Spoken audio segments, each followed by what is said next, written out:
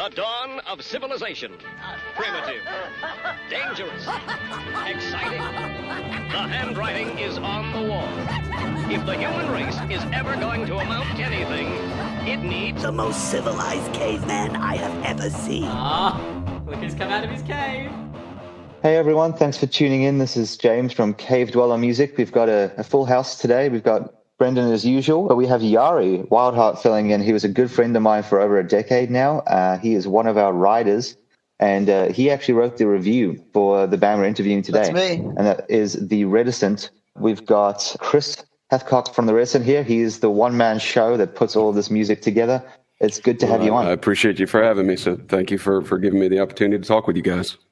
Thanks for taking the time. Just to start off with, for anyone who doesn't know you guys, did you want to just give us like a brief introduction as to who you are and what you do and what your music's about? Sure. Well, I mean, as you said, I'm Chris. I guess you could also say I kind of am the Reticent since, on the records I play all the instruments and all that kind of stuff and do all the vocals for the most part. But the band is actually a progressive metal outfit. We're from North Carolina in the U.S., and I don't know really the proper way to describe what we do, which is an argument I frequently have with Jeremy Golden, who owns the label I'm on, where we, it's a progressive metal thing, but it's got a strong emotional, conceptual bent to things, and I like to think that one thing I try to do is maybe, especially with the last couple records, is try to make movies without film and see if we can tell stories without any images,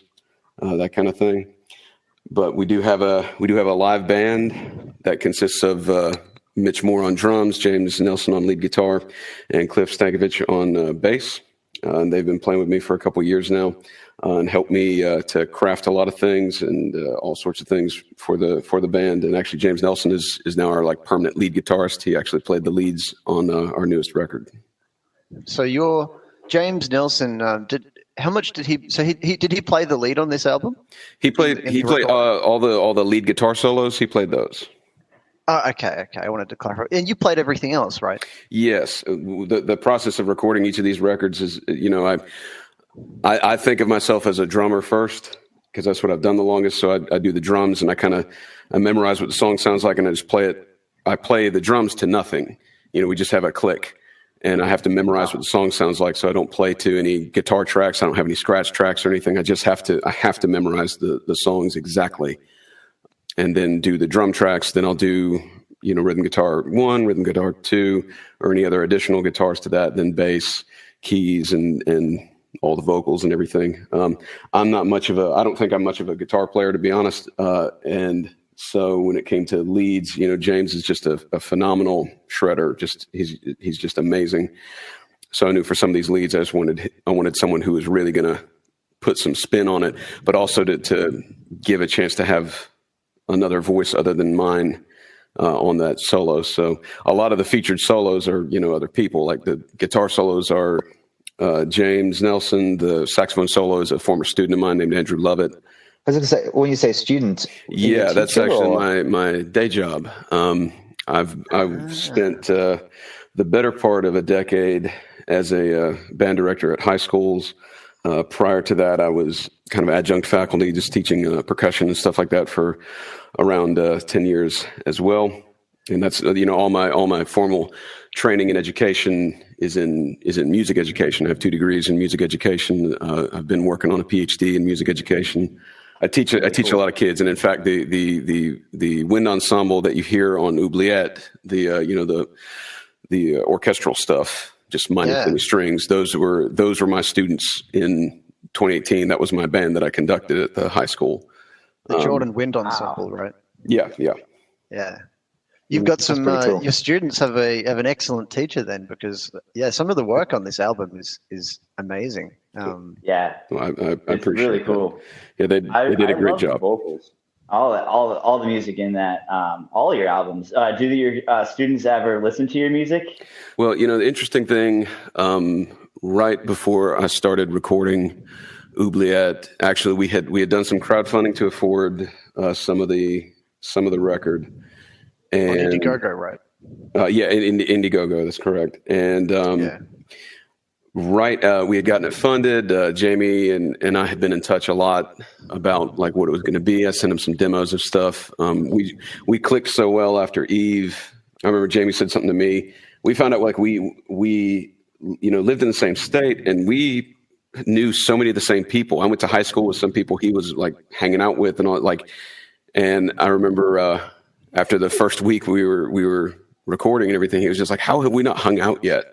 We just really clicked and all that stuff. So I got everything locked in with him, and I know he was happy with me as a client because I finished way ahead of schedule. I'm a psychotic practicer, so like on Eve we had booked 3 days to record drums, and we finished them in 1.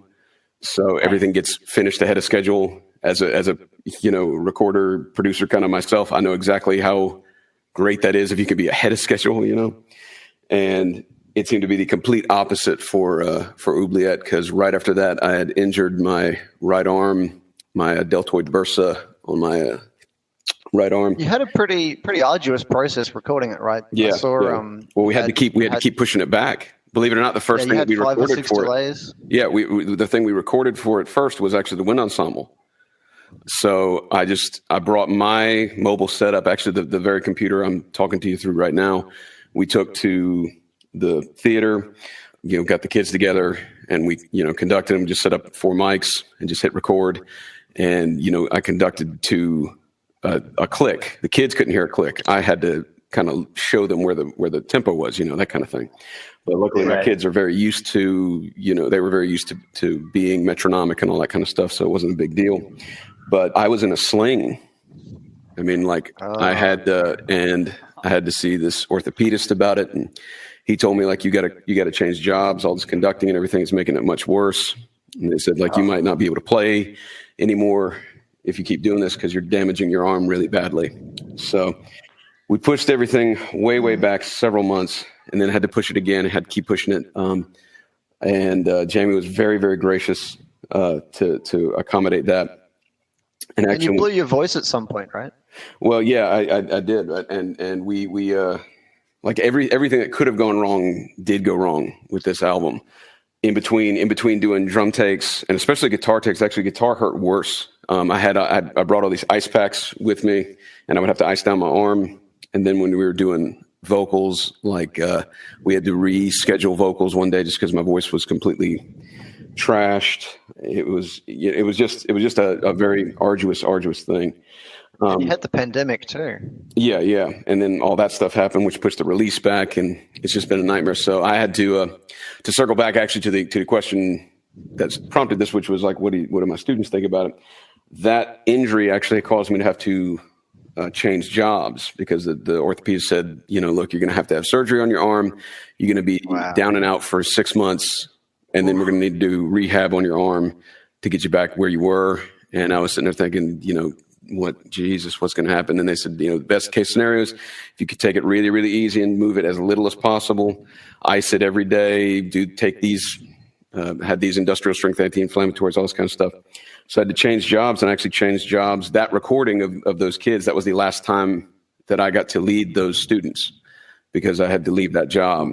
And so that recording has sentimental value to me because that was my last time actually conducting a band. So I took a job teaching. I now teach music production and audio engineering at a different high school. It's offering a complete program on this kind of stuff, recording technology and stuff like that. It's one of the first of its kind. So it's really cool. It's real exciting that I get to do that. But I sure do miss getting to perform with students. But what's interesting is that these kids are all kind of new to me. And I don't really do a lot of bragging about, I've done this and I've done that and blah, blah, blah. But they Google me as kids want to do. And then they look up and oh my God, you're like a thing. And I said, I'm not really a thing. I said, I promise I'm just obscure as anything. And they get why you play all these instruments? Oh my God, you do this. And what, you were nominated for a Grammy? What? And all they get all excited about all this kind of stuff. So they think it's cool, which is neat. And I've shared with them just little snippets of some of these other, these recent recordings as examples of things. I shared with them my Fade to Black cover. I said, this is an example of how you could use reverb to create distance and isolation and all these other kinds of things.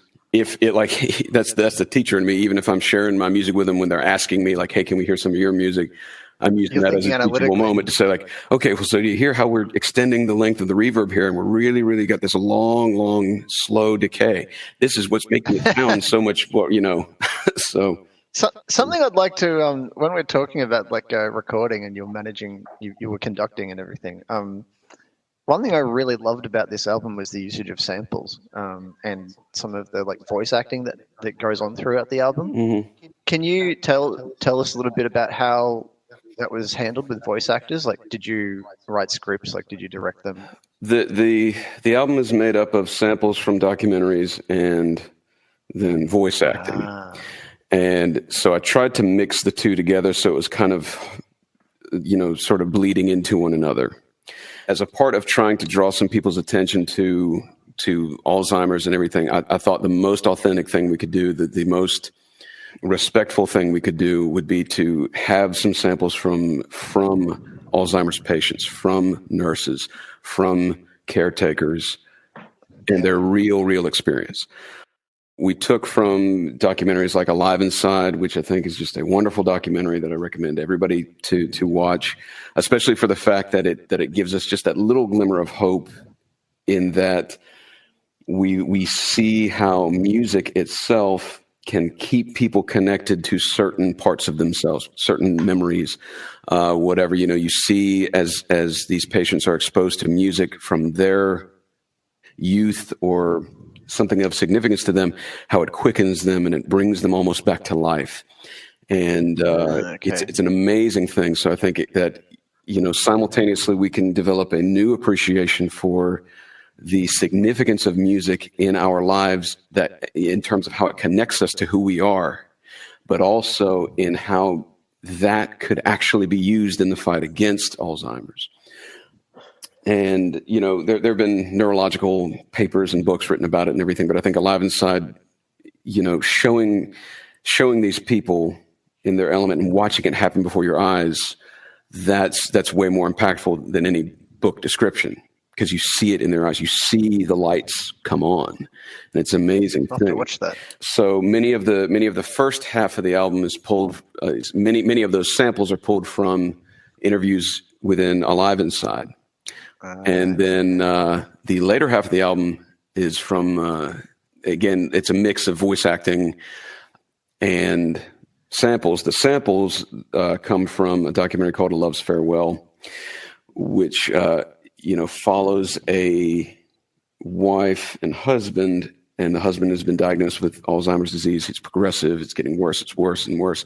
And the documentary lasted a long time, followed him all the way through all the stages, all the way to where he was completely just gaunt and skeletal, unresponsive, unable to eat, unable to move, all this kind of stuff. And, I remember watching that documentary and especially when they, she tells the interviewer, his name was Paul, she said, "We have to stop." She's crying. And he says, "Can I ask us one more question? What do you want to happen to him now?" And she says, "I just want it to be over as quickly as possible." And then she has that moment of honesty where she says, like, with at least pain for him, and if I'm honest, for me as well. That was a poignant look into the fact that Alzheimer's it's a bomb that's with a crater that expands beyond just the person affected. It affects loved ones. It affects those around them. In many ways, this is we can see some parity between this and Eve, where we talk, where I'm trying to show through that story how the suicide does not just affect the person taking that action. And Alzheimer's is the same way. Loved ones are affected. Caretakers are affected. It's not just, they forget things. It's just senility. And so I wanted those authentic voices. I wanted there to be like absolutely no doubt that these were the real people really affected.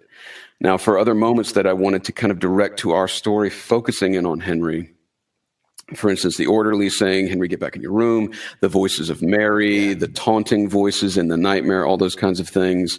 That was all, voice acted. All the screams at the end of Nightmare or all the whispers of Henry within Nightmare, those are actually all my students. So during our recording, I said, okay, everybody start whispering Henry and all this kind of stuff, and everybody start taunting him.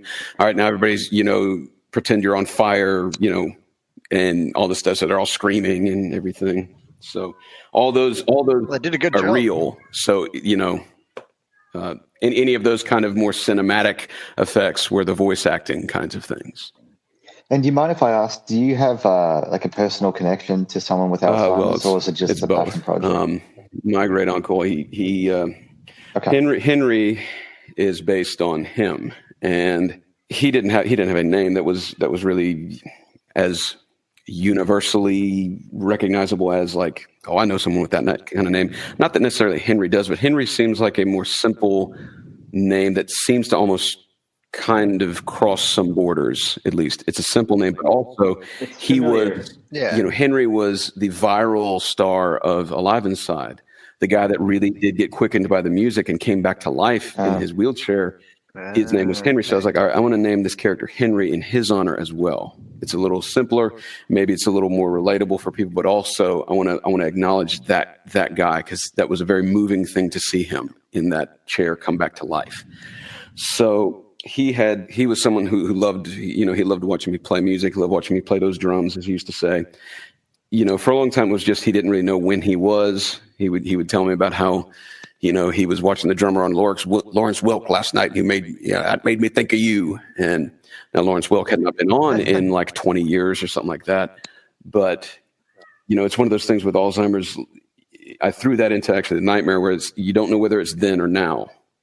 And it's very confusing. Yeah. Yep. Because to you, it feels, it's a perspective thing. It's something that we have to really tax ourselves to try to put ourselves in their shoes and understand how disorienting that would be if you didn't know when you were, but everything about you, all your faculties were telling you, well, it's right now, it's 1983.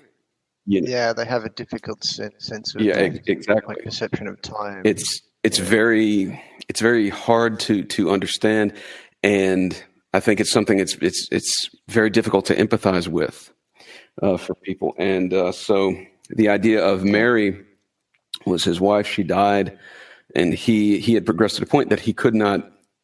He wasn't able to form that memory. He couldn't understand that she was gone. Right. So that seemed to me, that was the most tragic thing to me. It was just sort of, I've sat there, I still think about it. What if you had gotten this disease, it took away your ability to form these new memories, and somebody that was really important to you was taken away, died, whatever, and you don't know that, you can't remember that. So every day you're looking for them, and you're thinking, what are you doing with her? Where is she? Why have you taken her from me? All that kind of stuff.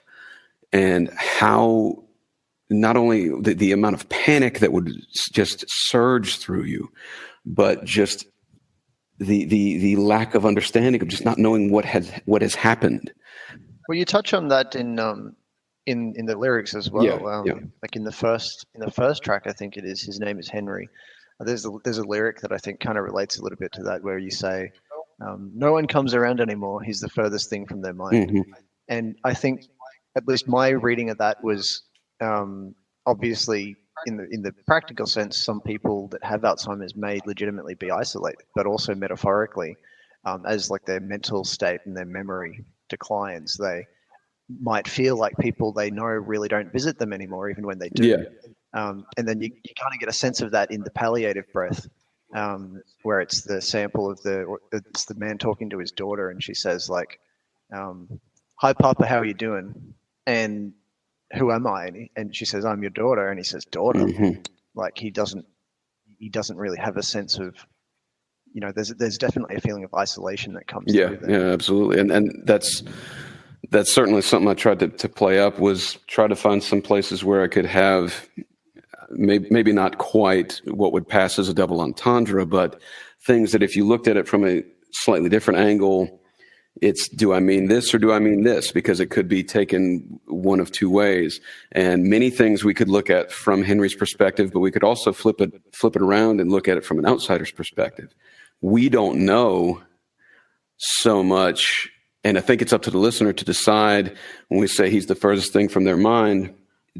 Is that the perspective that he has? Is that the perspective of the facility workers? Is that the perspective of us as just an outside observer? Or is that kind of meaning a little something further, a little something different, because his perspective has changed so much? It's a thing where what if you didn't recognize somebody anymore, then you won't know if they come to see you anymore. And it's a thing where I certainly would not want to suggest that's to me, that's all the more reason to go and see them and just be a presence in their life. But it certainly makes it a little bit more difficult. And again, it goes back to that crater effect. It's that idea of other people that do not have this disease are going to suffer from it. This reminds me of a video I watched where this man and his mom were in like a restaurant, and he's like, "Do you remember who I am?" And like, he's like, she was like, "No, I don't know who you are." And he's like, yeah, I'm your son." And she's like, "What?" And like, she's like, "I don't have a son," and he's like, does this little thing in his car where he's just like, "Wow, she doesn't know who I am." I'm like, "Oh, I'm gonna cry." It's super emotional, Yeah, my family's actually going through stage sorry to hear probably that. 6 or 7 right now with my grandfather. Yeah, it sucks, and it's. Thanks for saying that. It's one of those things where like I fully understand what you said before about her wanting him to pass on and not be in pain, and also the family not to be in pain anymore, because you feel really guilty thinking that, but you really wish that they'd stop suffering and that it would end, because they're kind of gone as a person. Obviously, there's some light in there, but most days it's just scary and confusing for them. And it's drawn out over years. It's not like months like most illnesses. Like my granddad's illness started probably 2000 and I want to say 10 or 11. Yeah. There's been a solid 8 or 9 years now, but it's to the point now where he can't function. Like he can't walk. He can barely eat. He can't really communicate his thoughts anymore. So yeah, it's a really tough situation. And he's at home at the moment. He was in. They thought he was going to pass away because he had another stroke, and he was in hospital until very recently. And then they took him from hospital to like an end of life care, and he managed to medically recover. So he's actually at home now with home care, but they don't know sort of if he's going to have another stroke or what's going to happen again. And how much time I'm really sorry for what your family's going through. I know my connection. That's really, really difficult. That's the thing. You made mention of that ambivalent feeling of I don't want them to go, but at the same time you want this to be over. The stark reality of the fact that there is no cure, right.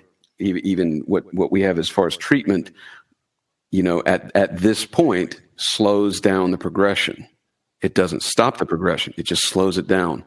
And there are plenty of times where somebody can have Alzheimer's and have incredibly long spats of lucidity and clarity. And I've seen people that only really have to go through just mild decline that takes a very, very long time and everything. But when you're getting to those final stages, I think even before they lose all faculties and they are confined to a bed and all communication has stopped, all self-controlled function has stopped.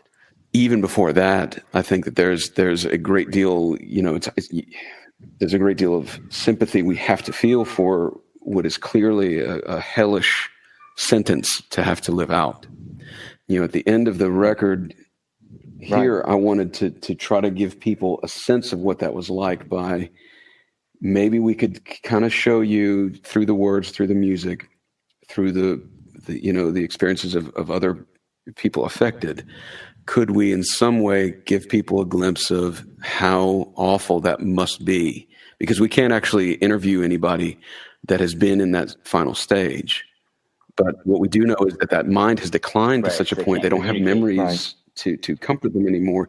They don't have, they may not even know where they are, but they can't move, they can't do anything. So I mean, that's the idea of the oubliette itself. Is you're locked in your mind, you're locked in your body, you're locked in this bed, you're locked in this room, you're locked in this place, and there is no getting out.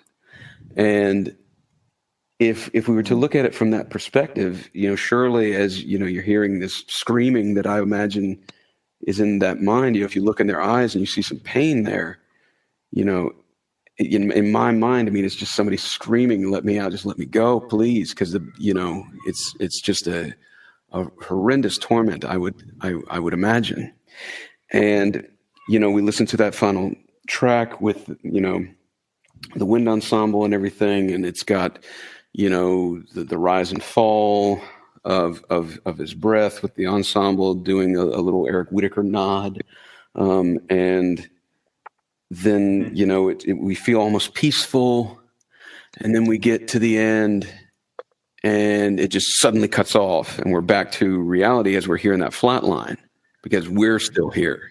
Maybe he's gone. Mm-hmm. And in that moment, with all those beeps and everything and this flat line going on, you notice there's nothing, there's room in the room noise. Nobody's coming to turn it off. Nobody's even paying attention to him.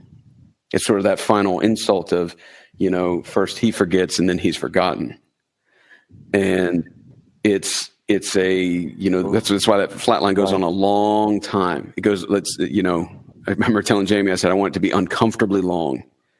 And it does go quite a while too. It was just this idea of, I want people to feel like, all right, turn it off. Why isn't anything happening? But imagine if you were just watching that room and then that noise is going off and nobody's coming. People used to come see him. People used to come visit him. People used to come do something. Now nobody's there. And I didn't want to overstate that. I didn't want to make that too clear. I just wanted to leave you with that flat line. And hopefully in that moment right there, maybe that hurts a little bit. Maybe that stings a little bit. We wanted him to be set free. If he's gone, hey, that's what we said we wanted. That's what he said he wanted. That's what we said he just needs to be set free. Go to sleep, this, that, and the other thing. But then when it actually happens, we don't feel good about it. We're not happy about this. Yeah. Right. And there's another emotion there, which is, I've talked to people who've lost family members to Alzheimer's, and they said that as soon as they pass, there's a sense of relief that it's over, and then following that, there's guilt, and that guilt is that they feel terrible that they felt relief that the person they love has passed on, and a lot of people can't shake that ever. Even years later, still feel terrible about that feeling that they had. That is 100% a real thing, and it's again, it's difficult to put into words until you've been there. But that's, like I said, that's something I was trying to kind of craft in the music. I think you've done a very good job, evoking those sorts of feelings. Because I mean, I personally, I'm fortunate enough that I've never had to deal with these types of experiences before. Nobody I know has had it before. But as I was listening to the album, I mean, just the usage of audio samples alone, amazed me. The kind of samples of some of the beeps and wheezes and hospital type ambience, and some of the clips of some of these documentary clips that you pointed out, some of the vocal samples, it's absolutely brilliant. Right. When the woman starts crying at the end, and you're just like, oh my God, she's just I cried along with her, you're like, what just happened? In part 6, when she's crying about him being locked inside himself. Oh, it's a depressing album, but I mean that in the best way possible. I mean that in a very high praise sense, but you've definitely done an excellent job of evoking it. And I think one thing I like as well is that there's the variety of different sounds that you used in this album, even with the different vocal styles that you've adopted, in Stage 5, Nightmare, with the growls and shrieks, kind of representing the disease itself. Really, the variety. Yeah, vocals are amazing. You definitely remind me of a young Maynard. I was like, wow, am I listening to Tool right now? Like this, I had actually passed along a couple of your albums to a friend who loves Tool, and I was like, so like this is Tool with a little bit more emotion and some amazing growls, and like some like more like heavier sung lyrics in at some points, but not the entire thing. And my friend was just like, how have I not heard this before? Like, this is absolutely amazing, and absolutely I'm very talented very vocalist. flattered. Thank you. Something as well that I want to point out is that you often don't hear like the heavy usage of samples. I mean, I know I keep bringing it up, but it's just something that really amazed me. Just the depth that you manage, like the depth of emotion you managed to create in this album with it. Like you rarely hear the usage of samples to this kind of extent in metal. Yeah, and I mean that's true. I guess like outside of, I mean, I grew up listening to a lot of death metal and stuff like that. Like I remember being introduced to Mortician in the 90s, and it was every song was a 2.5 minute sample from a horror movie, and then 30 seconds of a blast beat. a sample. Yeah, of course. But yeah. Yeah, 90s death metal has a big sample culture, like especially like any of the gore stuff or the horror stuff. I would say like in the beginning of a lot of like 90s and like 2000s hardcore as well, like in the beginning of songs and stuff, like they'll play parts of movies and I can remember that. And then I remember Zayo did a lot of that. A couple other hardcore bands did that kind of stuff. The track I really thought of is a 90s one as well, was Space Divest by Dream Theater. And the way there's a section in that where it's just this super depressed guy at home, like and he's just flipping through channels, and they've got all these samples from TV shows, and like there's even a Conan O'Brien sample in there, but it's like super depressing. Well, it's kind of it's a practice that certainly I think has a place for setting atmosphere. I think samples can give you a chance to set a tone in a certain way. A lot of my use of it, because I was using them not just before tracks, I was using them within tracks. And, I would have some of these voice acting moments within tracks and everything. And so a lot of that just comes from my background just as a academic musician. I mean, I've had extensive study of things like opera or musical theater. And, I spent a lot of years, directing, marching bands and stuff like that would use it, that would, have us play a sample or something like that before a show to give everybody the idea of what their show's about. And so I liked the idea of using every piece of media I possibly could to get the message across. And I mean, it's certainly like this was the most complicated writing process I've ever had, because I wanted to be sure I did that. So his mood is constantly changing. So I need to be changing styles constantly. And sometimes I need them to have smooth transitions. Sometimes I need them to be very, very sudden and stark, because that's what mood swings are like. But at the same time, we want to kind of feel like we're in his head. So what would he be listening to? So I need to reference things like, how old would Henry be right now? So how old would he have been at this point? Okay, so I probably need to make a reference to like Miles Davis or some sort of like a King Crimson-esque thing right here, so that it kind of feels like a memory he would have. But also maybe, some of these, like why use a high school band instead of something else? Like obviously I have a personal connection to him. My kids could just play the crap out of the stuff, but it was a thing of, what if high school band is what he thought of if he thought of something orchestral? What if that was his idea? What if it was, he only knows what that sounds like? Suppose he never went to the symphony. I know lots of people have never gone to see a symphony or anything. They wouldn't know it. And if they didn't watch big budget movies like, Lord of the Rings or something like that, they may never even hear symphonic scores very often. But if they were in band in high school, maybe that's what they think of. Right, yeah. And so that's why I was like, I want to use young players for this, because that's what that connects it to him. And so there's little nods in there to, wind ensemble composers like Carl Husa and Francis Macbeth and Eric Whitacre and all that kind of stuff. There's little nods there in that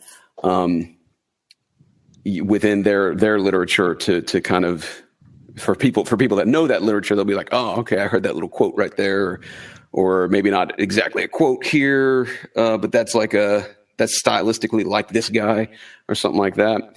So I wanted to try to get as deep into this as absolutely possible. And so we want to saturate this thing with samples so we can feel like we're in this place, in this institution, everything.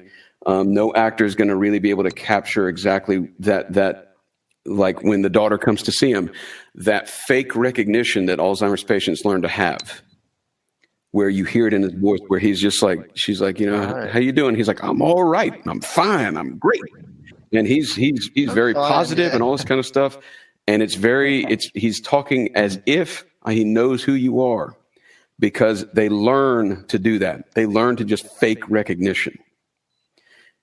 It's hard to teach that to an actor, to a voice actor, no matter how talented they are, to say, okay, I need you to sound like you're pretending to recognize this person. That's a tough one to do, but then you can hear it. If you go back and listen to it, it's right there in those few seconds, as he's saying, oh, I'm all right. I'm fine. I'm great. And she's like, who am I? He's like, and it's clear that kind of messed with him.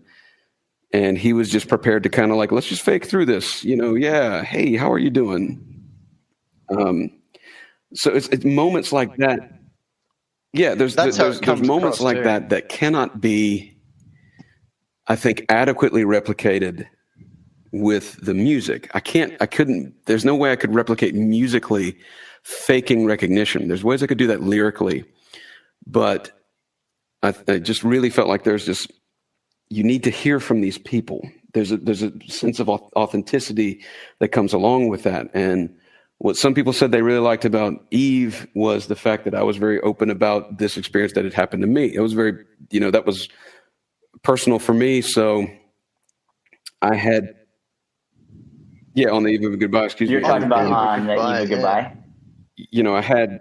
Yeah, I listened to that. Yeah, I was listening to that today, actually. But I had people connected with me come in and read these little interludes. And I remember when it came out, like, even people that love the album, people seemed to either like the interludes or they didn't like the interludes or whatever. The interludes were really important to me because they were things that I wanted to say. They were almost lyrics that just didn't have a place on the album. And they were important to me. And so I said, well, I'm going to have them. I was like, I don't give a shit if anybody likes this. This is important to me. And, like some of them were read by my father. Some of them were read by a very close friend of mine. All the people that read them were close to me. And so it was, that whole thing was kind of a personal thing for me. I'll be honest, I didn't think Eve was going to come out because 2 months before it was released, 2 months before, so that'd be August of 2016, I had sent an email to Jeremy Golden at Heaven and Hell Records and sent an email to Jamie King. And I said, I'm sorry, I don't want to release this. Just forget it. Just cancel it. We're not going to do this. And that was and I had started typing up this thing to the people that it was on Kickstarter. I started typing up this thing that was like, okay, I'm refunding everybody's money. I'm sorry I wasted your time. And because it was really conflicting.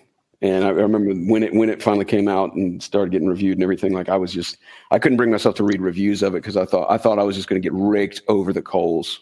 I thought it was just going to be annihilated. This is awful. This is dumb. This is too, this guy's crying on this album. What's this crap and all this stuff.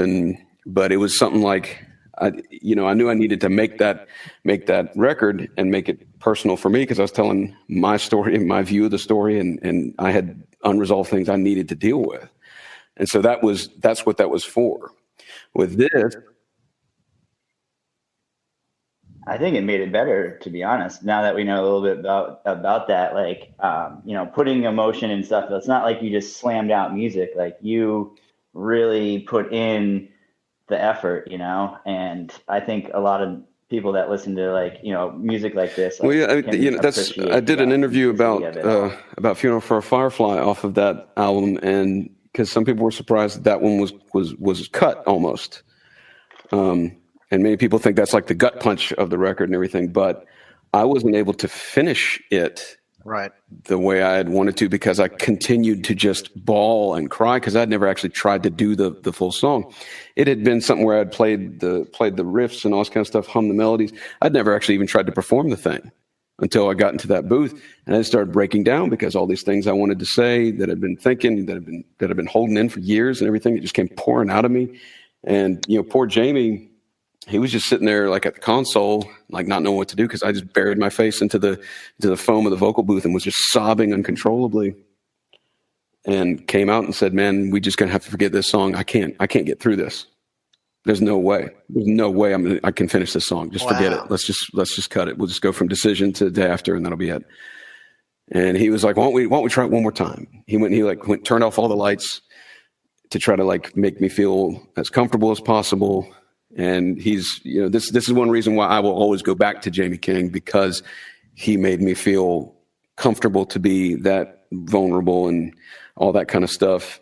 There was no, he didn't get uncomfortable. There's no mockery. There's no nothing. Totally supportive and everything. And, we did a take of, the main vocal line, the lead vocal that goes all the way through. And I'm just crying and singing out of tune and screaming, and my fists were just balled up and my fingernails were digging into my palms, making these purple marks, and I was just freaking out and everything. And I finished it and I said, "God almighty, I was out of tune." And he was just like, "No, man, I think that's great. I think this is a masterpiece. Just leave it like this. We won't touch it up or anything. Just don't do any other takes. Like, just leave it like this. And we'll leave all the noises, the sniffles, the whatever. We're going to leave all that there. So if you listen to that, unlike every other track on the record, that one, the vocal line, you can hear like my breath. You can hear me sniffling. You can hear all sorts. You can hear me moving in the booth because we just left the raw lead vocal track." I think that type of authenticity, it definitely gives it authenticity. It's pretty clear as well. Like if you look at your discography with the Reticent, that there are a lot of like quite personal themes. Well, yeah, to that's what it's all about to me. And that's what I was saying with like Oubliette. I want that sense of authenticity because up to this point, I've been talking about these things that I went through. And the Reticent's been like diary entries for me. And I'm just kind of exposing my underbelly here and just saying, well, look, this happened and this hurt or this whatever. Like I was in a really bad, toxic, abusive relationship with this girl for multiple years, and it finally ended. It took an intervention from my family and friends to get me to leave her, but it was just terrible. But an album came out of that. It was called Amor Mortem Me Erit, Love Will Be the Death of Me, and every song on that was about her and about what I was going through. So like all these things were just, the that was the one with the black one, cover. Right? That was when it was still an yes. And so like stuff primarily. every one of these things had to do with that. And, when La Tente de Truth 2 came out, those two weren't really concept albums, but they were thematic albums where that one was all about like entropy and things breaking down, relationships breaking down, all sorts of things like that. So if you kind of go back and think, well, what's that title mean? Time destroys everything. And then you kind of look at it from that perspective. It's sort of, you start to see, oh, this is kind of just about things just constantly breaking down. Could be relationships, could be other things, whatever. And that's kind of where I was at the time. I actually love that album, and now you kind of explained it a little better. It makes a lot more sense why you did the REM cover, "Losing My Religion." I thought that was probably one of the best versions of that song I've ever heard. And you just kind of popped that, like, it makes a lot more sense now. I was like, why is this on here? But now I get the sense really that good, some of the themes from that album might still have been on your mind to some extent. At least this was just what I thought with the Oubliette, because like right at the end, there's that kind of lecture about like the economic impact of Alzheimer's, and it talks about like there's a certain sense of inevitability, with like the financial cost of it and just the sheer amount of people suffering from this, like that was you, kind you of, could definitely I get the draw sense that those types a of things are parallel still present between really. those for sure, because the ending, quote unquote ending of La Tom ended with nihil ex nihilo, nothing from nothing, nothing to nothing, and all that stuff. And you have this, Christopher Hitchens talking about the heat death of the solar system and all this kind of stuff, or the galaxy rather. And it's a thing where, it has that same kind of vibe of, I want you to just kind of walk away thinking a little bit or reflecting a little bit. And if you knew this information, how would it change what you do? If we really understood the scope of Alzheimer's, would it change how we fund it? Would it change how we perceive it? If we really understood how bad it was, would we do things differently? If people understood that it kills more people than breast cancer and prostate cancer, would it get more attention? Yeah, these people can't advocate for themselves. They're not out there. They can't go do a march. Right. They can't go go walk for the cure or anything like that. And it's not that I think that any attention should be taken away from any of these other things. I've got cancer survivors in my family. Like, I'm 100% on board with that. It's just this thing of, there's also this other problem. Same here. That the people that are caring for them, the people that are working with them and everything, and the people themselves, the patients themselves, most of them are the ones that can maybe advocate for themselves are so taxed, tired, and everything else. They just don't have the energy to go out there and just fight the fight and try to bring attention to it. And it's just a thing of, like, if I told you that, just a few years ago, the projection was worldwide it's going to be 300 million. That projection, is now considered to be conservative. And that 40-year timeline, it's just sort of, what are we going to do? And I made sure to include all those different things in there for the people, like some people that are just only worried about economies, or people that are only worried about, how many people get it. And I tried to make people understand that, because the album is talking about the symptoms and the experience and the cost of it, the emotional toll that it takes. But then, maybe somebody else isn't convinced. So now Henry's gone. It's over for him. He had to go through all that. His family had to go through all that. Now what's next? So that's why, as the rain comes and, the doctor is talking about these different statistics, it is kind of it is meant to be sort of a wake-up call. Like, now, what if this right here, this experience that Henry just went through, what if I told you this might happen 300 million more times? Would that make you say, hey, let's go check out the Fisher Center for Alzheimer's Research. Let's go see what they're doing and see if we could maybe donate some money to it. So I'm going to go over to alzinfo.org, which I hope everybody listening to this will do, and maybe see about, like, donating or maybe getting involved or something like that. Or maybe they might say, unfortunately, what really sucks about this pandemic is we had all these grand plans. Me and the entire band, we had this great idea. We were going to do this short run tour, and we were putting together all these dates. Pretty much our little first thing was just going to be this East Coast run of stuff. And we haven't really done, like, a lot of touring or anything, just, mainly because of my day job and all that kind of stuff. I just never really had a lot of time to do it. Oh yeah, there's lockdowns all over the place, but we got locked down hard. And what sucked is one of our stops, we had kind of timed it well, where we were going to get an opening slot over here with some bands we love, like Insomnium and stuff like that, which is going to be great. And we were really pumped about that. But I thought the more exciting thing was I was contacting all these retirement communities and assisted living facilities, and I was going to say, during the day, wherever we go, let's go over there and we're going to play for the patients, and then we'll go play a show that night. And we're not going to play any of my music. Like, these people don't give a crap about my music. We'd play music from the 50s. We'd play music from the 60s. We'd play music that they would know, maybe, or that they could connect with. And, we just bring acoustic guitars and stuff like that and go play for them. Everybody in the band was down with it. And it wasn't really something we were going to, like, do a big advertising thing about. because people from the community, we didn't want them to like come or anything, obviously, but just this is going to be a chance to actually do something tangibly good for the patients, the people directly affected by this. Yeah, and Just it's to increase the before quality of COVID, life. that would have been something I would have said, Yeah. absolutely do. Just go visit them. If you've never been, and I've gone to see people, I don't know them, but you've ever been, and I remember taking my band students to go perform sometimes at these places, and they would just, you've never seen a more grateful audience. You will never see a more grateful audience if you're a performer, because it is just the biggest thing in the world, and they're so excited that you're there. And even the ones that aren't able to communicate all that well, the ones that, have kind of that locked in sort of look, they're still, you're giving them a break from the doldrums. And especially if you're meeting them where they are and you're playing some music from their era, like we would play some old jazz or something like that, that really does mean a lot to them. And that's something else we could do.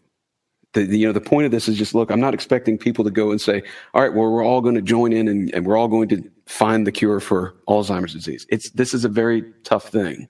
I recognize that. But my suggestion is, my hope is, Oubliette ends, and, it's bad for business. I guess I should apologize to like my PR and my label, because we're not going to get millions and millions of streams, because people probably finish it and then need a break and need to think.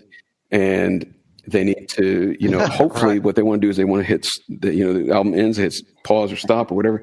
They get up, they go call their grandma, they go call their father, they go visit somebody, they go check on whoever.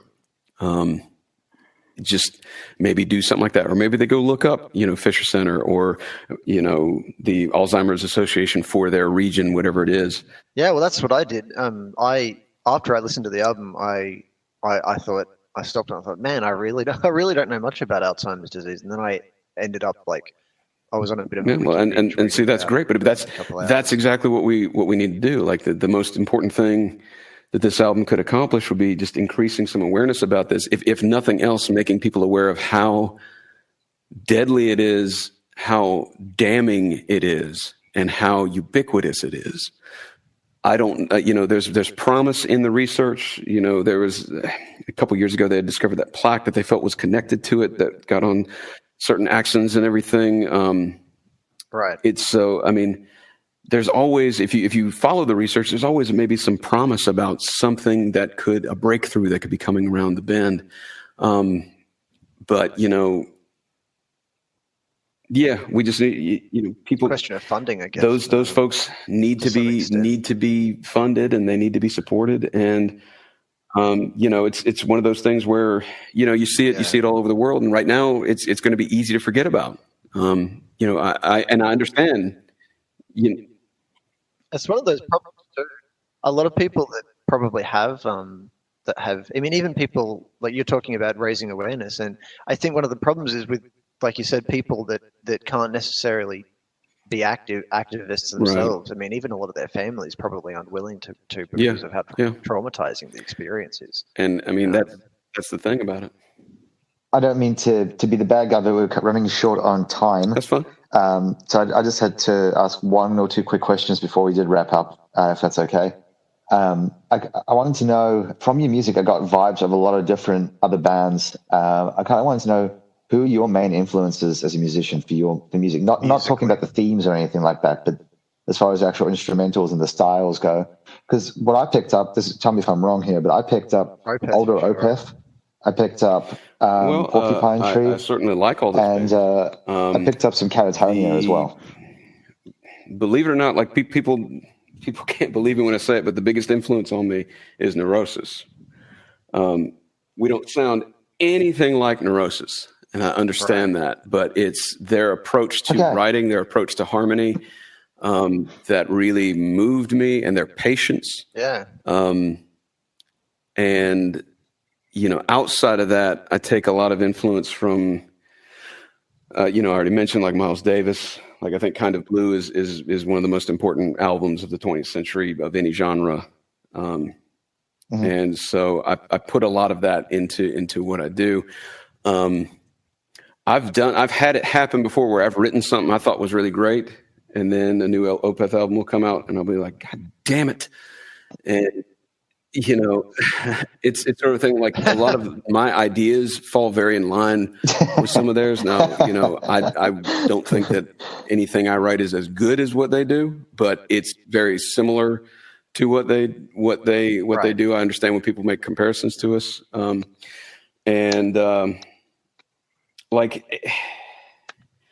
I guess, because the original influence for the Reticent was actually Steve Von Till from Neurosis, his solo work. I was so moved by him just going and doing this very somber, experimental acoustic stuff. I was like, okay, well, I can do that. And it's sort of a thing, like at the same time I released that record, I remember that Damnation and Deliverance came out at the same time. But see, As the Crow Flies had already been out, and I'd already been writing like that. And if you listen to the Steve Von Till stuff and then you listen to mine, you might see, actually, there's some more parallels here than maybe you might think. And so, like, just they really, they continue to be my favorite band. They continue to be kind of just a source of inspiration for me. I don't have a voice like either Scott Kelly or Steve Von Till, so I couldn't emulate them if I wanted to. I'm too much of a rudimental drummer who likes to play fast to, do that kind of stuff. So it's a thing where,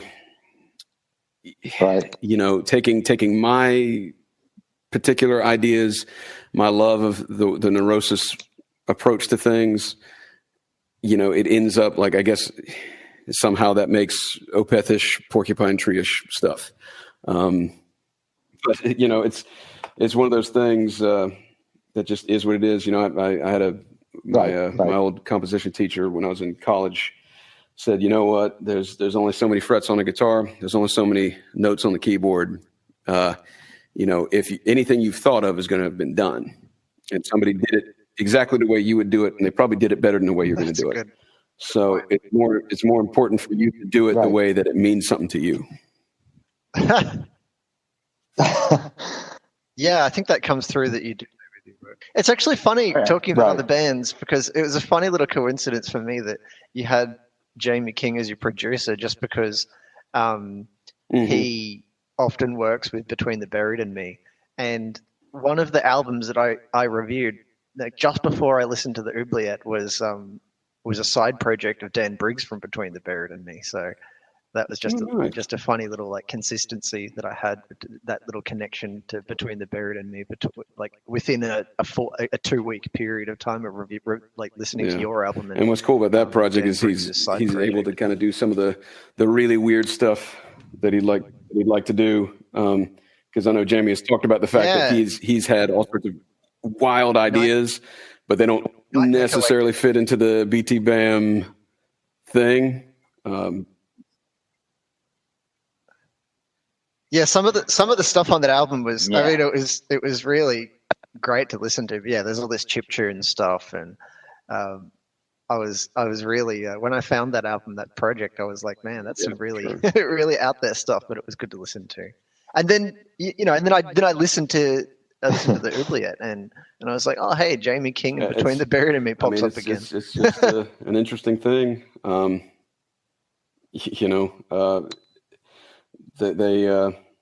Jamie once told me, like, the bad news about this industry is like everything is kind of like who you know and what you're hooked up with. And, I'm not on any major label that has got pulled to get us, like, if festivals were going on right now, to get us on like major festivals and this, that, and the other thing. What are your post-release plans at the moment? Because I mean, you can only have something like 50 people. That's a great question. I don't really know, and that's if it's outside. I guess the good news for us is that we weren't really touring much beforehand, so not much has changed. Right. So good. Right. Okay. Are you planning to crowdfund any further albums or further? So next year, I've got a couple ideas. So next year is the 5th anniversary of Eve. And I wanted to do a special something. I've already talked to Heaven and Hell Records about doing a re-release. Jamie has already remastered it. And I want to see about potentially, we'll kind of see what folks want to do, but potentially doing like a multi-disc release where like, you know, we have the remastered version of it. And then we have another version where you've got like commentary from me and Jamie and James Nelson about the album, because James Nelson joined when we were playing shows for that record. And just give some people some insight about like little things they may not recognize and everything. We're gonna do commentary for Oubliette at the same time, and just try to give people some of the little Easter egg things that they may not recognize, or just little compositional things that maybe nobody but other musicians give a crap about. Like on Oubliette, most of the time signatures are actually in 4/4, but the drumming is meant to make you feel like it's in a different time signature because Henry feels like he's in one place, but it's actually somewhere else. So that kind of this weird subtext stuff that I that's brilliant. I go way too far with that, where it's like no one's ever gonna care about this or pick up on it. But you know, it's something to me, like all these tiny details that matter so much to me. But that type of detail is great to have. Yeah, I mean, it gives it. Yeah, man, you put out. Yeah, it's one of those things you can really like, especially for me. Like, I kind of have an academic background similar to yourself. I mean, I've been working on a PhD for the past couple of years, so I tend to think very, very analytically. And so it's like something that has that level of detail, you can kind of dive into it and think about and analyze it as much or as little as you want to. So if you're listening to it and you just, you know, you're somebody that's just click the link on Reddit and just gives it a listen, you think that's great. But then exactly. You can that's what I mean, to tie back to Neurosis. That's what I get from them. When I would go back and listen to an album that I'd listened to a million times with new headphones, really dedicated in the dark, and I would notice this new something, a new variation or a new sound that I didn't even pick up on the first couple times. I love that. I like being able to go exploring and diving in and seeing something I didn't see before.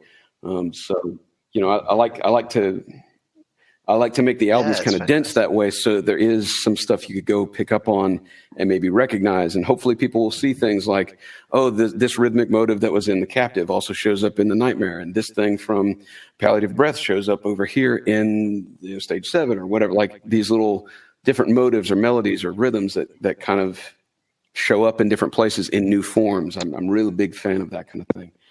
But we've got a new couple ideas for the next record. Sorry, go ahead. In fact, James and I were at my house just a week ago, just kind of fleshing out some things, and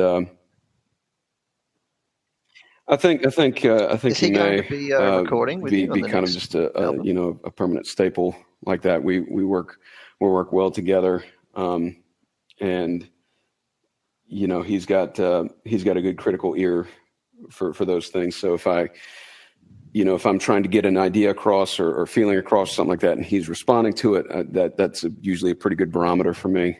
And like I said, I think he's just an amazing lead player. So I want to keep featuring him in that regard. At the bare minimum, but he's also coming up with some ideas. Yeah. So we'll see where we're going to go. I've got an EP idea, actually a kind of a small series of EP ideas that I thought would be kind of cool to sort of tell a story. Sort of, it's to me the EP thing, without giving too much away, is almost like a weird mixture of some elements of Oubliette and some elements of Eve, which would be cool. And then I have another ambitious idea that I won't tell you the story per se, but I wanted it to be something to where if you listen to the album, let's say it was 8 tracks in order, 1, 2, 3, 4, 5, 6, 7, 8, it would tell this one story. But if you listen to it 8, 7, 6, 5, 4, 3, 2, 1, it tells a different story. Right. And I thought that would be really interesting. I was like, I haven't really heard something like that before. Idea. And That's interesting. Yeah, so that's going to be tough, of course, to write, and especially the things like lyrically and everything, so that it would make sense for this to be either the middle of this story or the middle of that story. But I liked that idea of what if we gave the listener the power over whether this was a tragic story or a hopeful story. Is it darkness to light or is it light to darkness? Right. Yeah, exactly. And like have the titles that I wanted the titles of the songs to main characters betray that. So you could read all the titles, they form a sentence.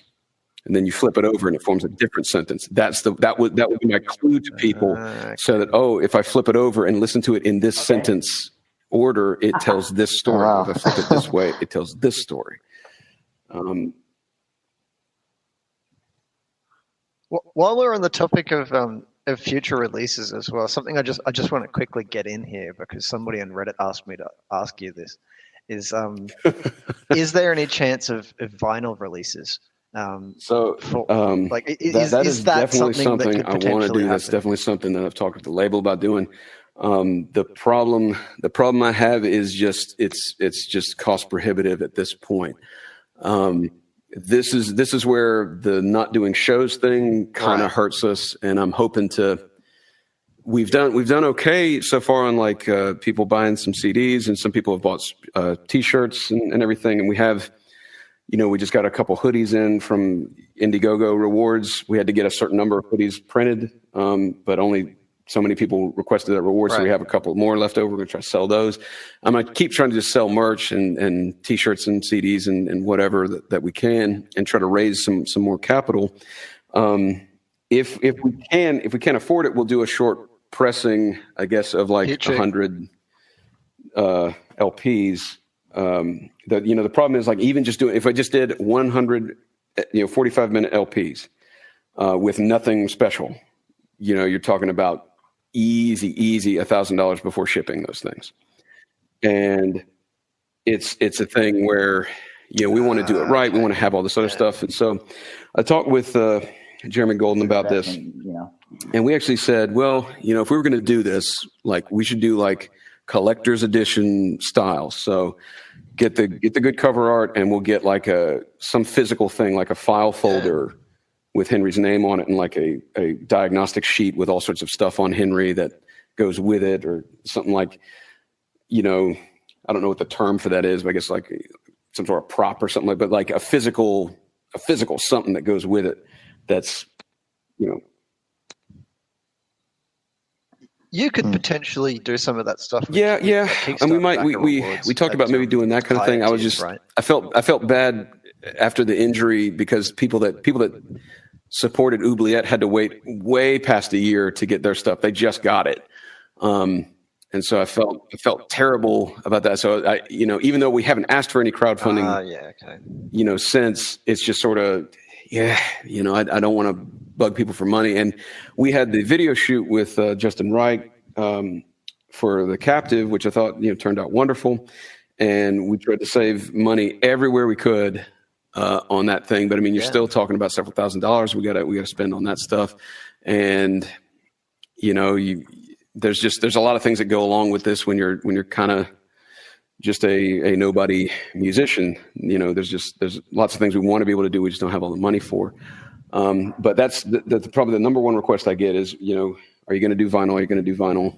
And so we want to do it. And I know people have been asking for that since Eve. People are asking, is Eve ever going to get a vinyl release? And so that's the other thing we're talking about with the label about next year, by like October 5th, 2021. Could we maybe put Eve on vinyl? Could we do a special something like that? I'm trying to tempt them into putting a little money behind that to celebrate the release, or the 5-year anniversary, and everything. And maybe, since Jamie's already got it remastered, we could take that remastered version, put the remastered version on vinyl. I mean, I think that'd be pretty cool. The tough part is just, to get the entire experience, it'd have to be a double LP. So, and, it's a thing where I think it'd be really cool. I think, especially Oubliette, would have a huge effect if you include vinyl in there. Just even some of the dust and everything, it would just add to the cinematic quality of some of those moments. Awesome on vinyl. For sure. But, again, it's at that 63-minute mark. It's just going to be just a little too long. So it'd have to be 2. Which is it's not out of the realm. And I know some people do this kind of stuff. And maybe what I'm hoping is if I could get, if we could do enough merch sales to where I could maybe front some of this costs, get the label to invest a little bit in it, because they don't want to take a huge risk. And maybe we do all right, we're going to, I don't know, like take pre-orders or do a Indiegogo or something like that for it, and just kind of get people to sort of commit to it, so we know we're not going to end up like deep in the hole where all these people said they want it and then they're like, oh, I don't want it anymore, that kind of thing. But yeah, because I can put a label under.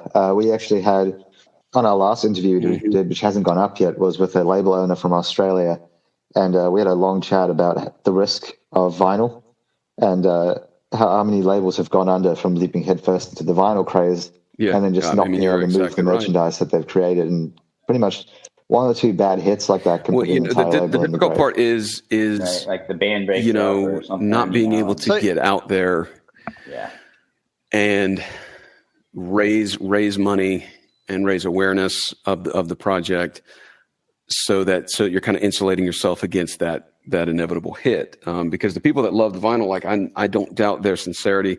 There are people I know that 100%, even if we said, okay, it's going to be $70, they'd be like, okay, fine.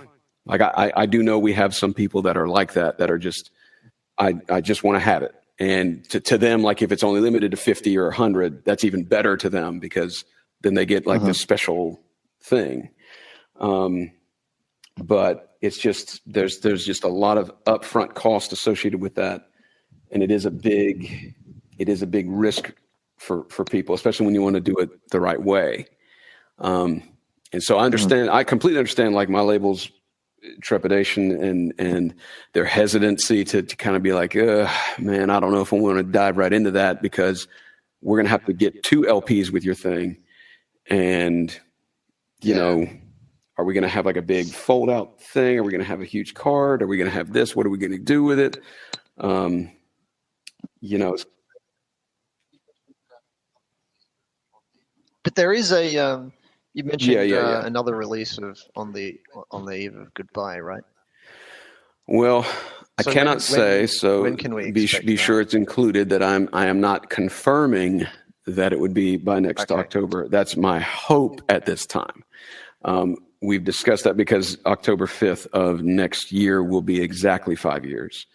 And so I thought that would be really significant. I thought that'd be really cool to have, or, you know, good to see, or, you know, whatever. And that's also Eve's birthday, you know. No. And again, not to chase. Okay. Sorry, not to be the bad guy, but we're actually about to reach time in about 2 or 3 minutes. And I was just wondering, did you have anything that you wanted to say to the listeners while you still have a chance? Like any message that you have? To me, that anybody would welcome me or my music into their lives for, you know, 5 minutes or an hour or something like that. And, you know, I hope they enjoy it. I hope they get something from it. And if they're willing to pass it along to folks and everything, like, again, I can't express my gratitude enough. So.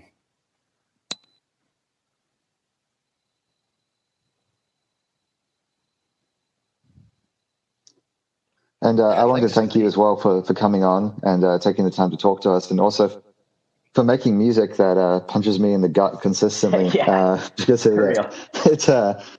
honestly, I have the experience with Alzheimer's, so for me that one it really hit home. And then the previous album, I've lost a close friend to suicide, and I've had my own brushes with it. So I have too. That one there is also another really moving album that really hits home. So thank you for making such raw music, really. Oh yeah, anytime. I'd love to get you back on sometime. So thank you again for having me. Good discussion. It's definitely one of the best albums I've listened to in a long time. I mean, not just instrumentally, and vocally, it's awesome, but conceptually as well. I mean, as James can tell you, like, I love a good concept album, but it's this one's just it's visceral. Listening to it, it's a brilliant experience. And when it's the type of album that, at least for me, when I can sit down and just do nothing but listen to that album, that's how I know it's like that means a lot. I really appreciate that. That's kind of the experience I had with this one. So, like, thank you for me.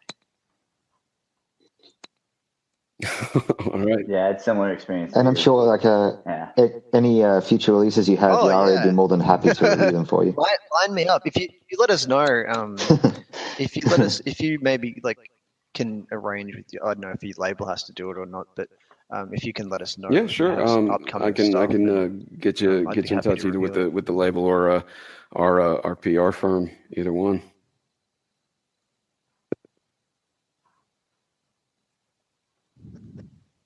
Jeremy, yeah.